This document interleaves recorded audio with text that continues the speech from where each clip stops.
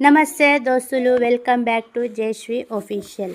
డబ్బులు సంపాదించడానికి 1000 మార్గాలు ఉన్నాయి, కానీ ఆహారం సంపాదించడానికి ఉన్న ఒకే ఒక మార్గం వ్యవసాయం మాత్రమే.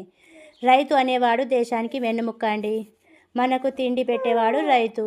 భూమిని తల్లిలా భావించేవాడు రైతు.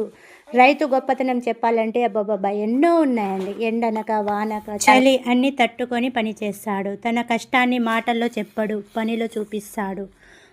ఒకరి శ్రమతో వేల మంది ఆకలి తీరుస్తాడు.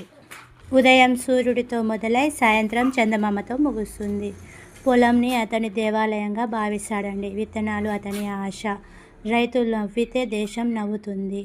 భూమిని ప్రేమించిన వాడే నిజమైన ధనవంతుడు. రైతుకు కష్టం కనిపించకపోయినా ఫలితం మాత్రం కనిపిస్తుందండి.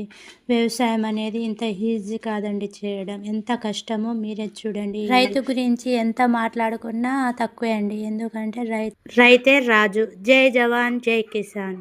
మీకు నచ్చినట్లయితే సబ్స్క్రైబ్ చేసుకోండి నా ఛానల్ని. Please watch and share, like and comment. మీకు కష్టం విలువ తెలిస్తే సబ్స్క్రైబ్ చేసుకోండి నా ఛానల్ని.